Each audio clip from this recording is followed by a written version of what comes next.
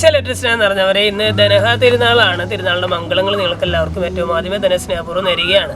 ഇന്നത്തെ സുവിശേഷത്തിൽ നമ്മൾ വായിച്ചു കേട്ടത് ഈശോയുടെ ജ്ഞാനസ്നാനത്തെ കുറിച്ചാണ്. ഈശോയുടെ ജ്ഞാനസ്നാന സമയത്ത് പരിശുദ്ധാത്മാവ് ഈശോയുടെ മേലെ ഇറങ്ങി വരുന്നത് കണ്ടു എന്ന് സ്നാപയോനൻ സാക്ഷ്യപ്പെടുത്തുന്നു. ഇവിടെ പറയുകയാണ്, ഇവൻ എൻ്റെ പ്രിയപുത്രൻ, ഇവനിൽ ഞാൻ പ്രസാദിച്ചിരിക്കുന്നു എന്നൊക്കെ ഒരു വചനം കേൾക്കുകയാണ്. ഇന്നത്തെ ലേഖനഭാഗത്തിലെ പൗലോസ് തിമോത്തിയോസിന് എഴുതിയ ലേഖനഭാഗമാണ് നമ്മൾ വായിച്ചു കേട്ടത്. അവിടെ പൗലോസിനെ പറയുകയാണ്, എൻ്റെ കൈവെപ്പിലൂടെ നിനക്ക് ലഭിച്ച ദൈവിക വരം വീണ്ടും ഉജ്ജ്വലിപ്പിക്കണമെന്ന് ഞാൻ നിന്നോട് പറയുന്നു എന്ന് പറയുകയാണ്.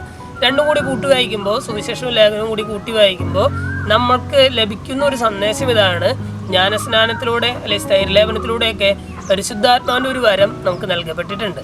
ഇന്നത്തെ ലേഖനഭാഗത്തിൽ വായിച്ച പോലെ തന്നെ ദൈവം നമ്മളിൽ നിന്നും ആഗ്രഹിക്കുന്ന ഒരു കാര്യം, നമുക്ക് നൽകപ്പെട്ട മാമോദീസയിലൂടെ സ്ഥൈര്യലേപനത്തിലൂടെയൊക്കെ നൽകപ്പെട്ട ഈ ദൈവിക വരം വീണ്ടും ഉജ്ജ്വലിപ്പിക്കണമെന്ന് ദൈവം ആഗ്രഹിക്കുകയാണ്. അതെങ്ങനെയാണ് നമ്മൾ ചെയ്യേണ്ടത്? ദൈവത്തിന് സാക്ഷ്യം വഹിച്ചുകൊണ്ടാണ് നമ്മളത് ചെയ്യേണ്ടത്.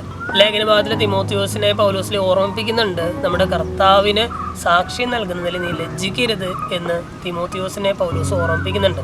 നമ്മളൊരു ഇന്നത്തെ വചനഭാഗം വായിച്ചു കഴിയുമ്പോൾ നമ്മുടെ കർത്താവിന് സാക്ഷ്യം നൽകിക്കൊണ്ട് ദൈവം നമുക്ക് നൽകിയ ദൈവിക വരം അല്ലെങ്കിൽ പരിശുദ്ധാത്മാവിൻ്റെ വരദാനങ്ങൾ വീണ്ടും ഉജ്ജ്വലിപ്പിക്കാനുള്ള ഒരു കൃപയ്ക്കായിട്ട് നമുക്ക് പ്രാർത്ഥിക്കാം. ദൈവം നമ്മെല്ലാവരെയും സമൃദ്ധമായിട്ട് അനുഗ്രഹിക്കും.